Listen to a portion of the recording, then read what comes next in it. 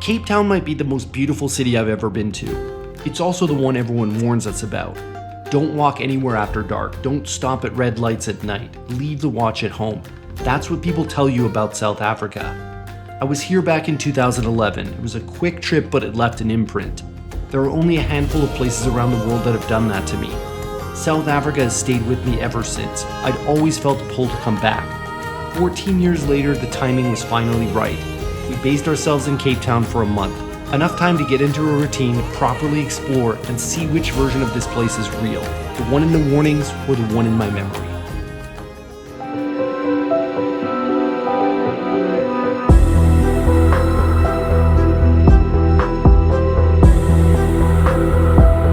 Istanbul to Doha, Doha to Joburg, then 8 hours in an airport before the last flight down. By the time we landed in Cape Town, the day was gone. But we'd made it, and this time, I wasn't alone.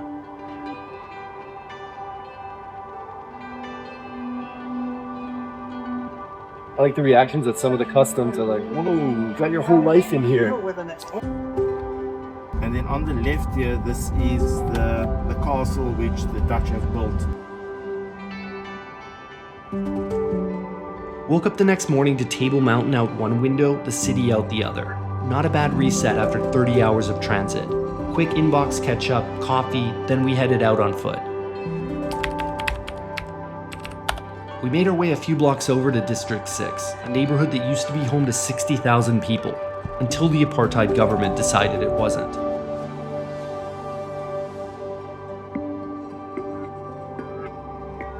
The museum documents everything that happened. Between 1968 and 1982, the government bulldozed the entire area, forced everyone out, then built homes for white families in their place. Benches marked Europeans only, suitcases, typewriters, furniture, family photos, everything people were told they couldn't take.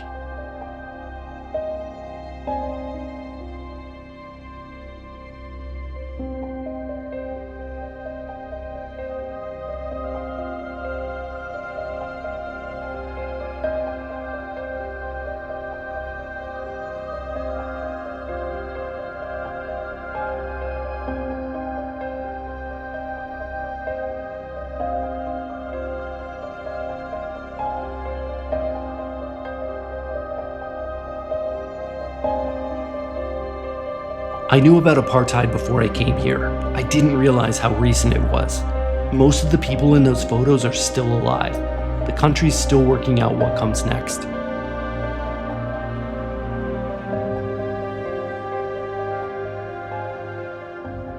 A few blocks over is Bo-Kaap, same government, same designation, an area set aside for Cape Malay Muslims. This one didn't get bulldozed. Love the street art. Cycle artist. Look at this elephant he's made all from recycled goods. Popular spot to take photos here in front of these houses. The colored houses came after apartheid. Residents painted them themselves, one at a time, block by block. A response you can see from across the city center. Their call this time.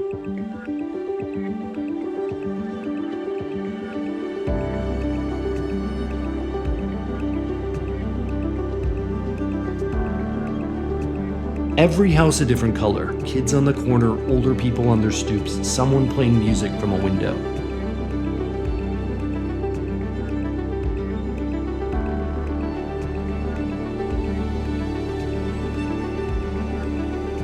Bo-Kaap is the kind of place where locals still say hello to you on the street.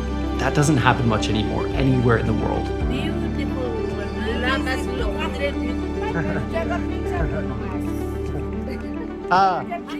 You stay here, I'm staying next door. God bless you. Look at that. I said, cheers, peace.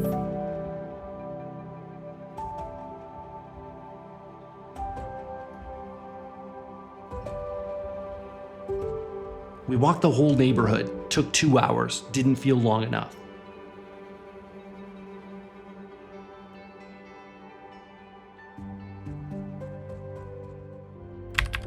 A few days later, we headed to the waterfront, 20 minutes from District 6. Same city, completely different world.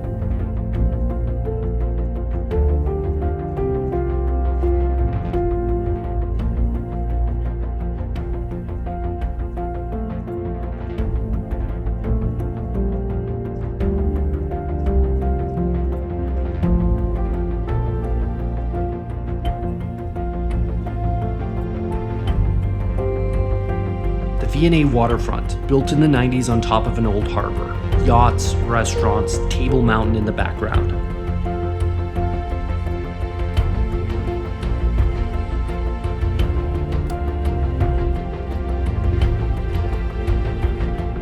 We took it slow, wandered, people watched, marveled at the seals sunning themselves right on the docks. You could easily lose an afternoon here without meaning to.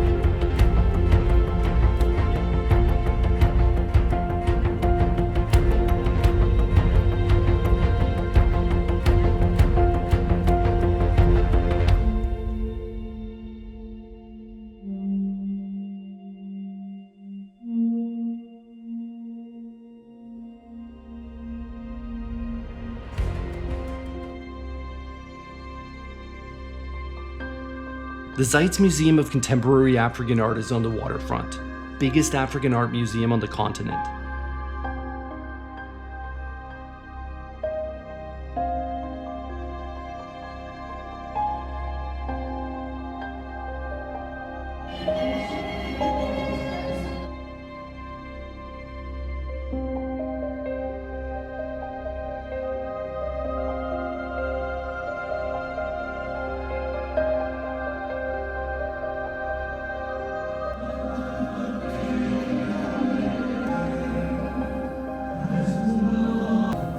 This is all high school student art. Pretty darn good, man. We spent an hour inside wandering around and viewing the different exhibits, but honestly, the building itself might be the main event. They carved the inside out of an old grain silo. The weekend brought us out to Woodstock, old industrial district on the east side of Cape Town. Now converted warehouses with art on every wall, small designers, food, coffee. The old Biscuit mill is right in the center, a Saturday market inside a former mill. Almost all locals in the crowd, which is always a good sign.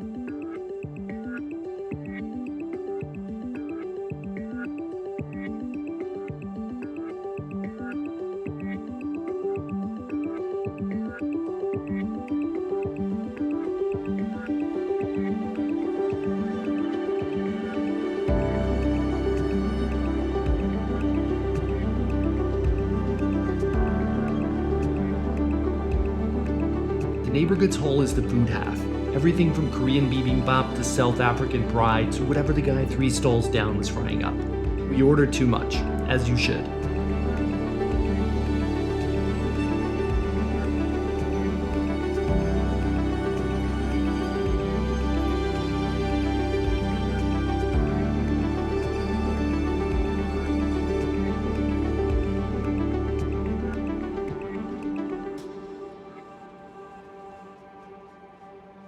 The rest of that first week was mostly routine. Groceries, work during the day, a walk in a different direction every afternoon. All of it on foot, the thing everyone tells you not to do here. On one of those afternoons in the CBD, we came across a group of kids performing on the corner.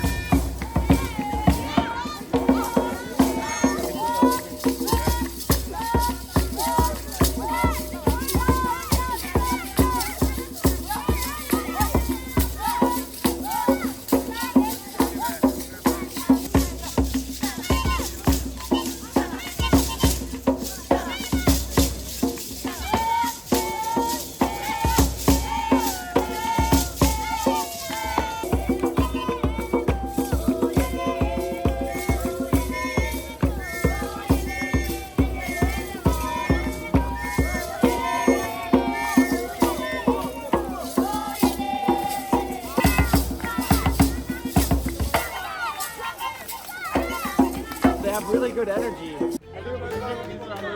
We'd seen these guys out and about a few times this past week, street photographers. Today they came over, took a few shots, and sent them right there on the spot.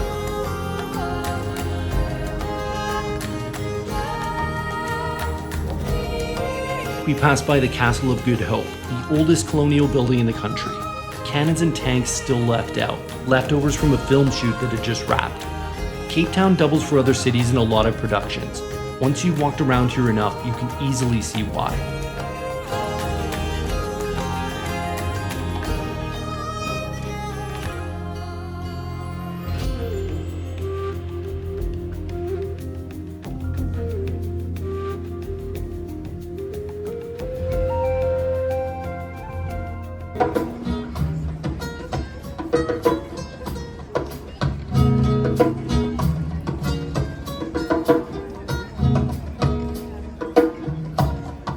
14 years I've been telling people about this city. There's always the risk coming back that you find out you were full of it, or that all the warnings were actually legit this time. A week in and the city has not let me down. But it's also not the city I remembered. The version I carried around in my head for 14 years was the sheer beauty. What I'd forgotten was the absolute density, the history, the contradictions, the layers underneath the beauty. 3 weeks to go. Turns out we're gonna need them. Here's a hint at what's next.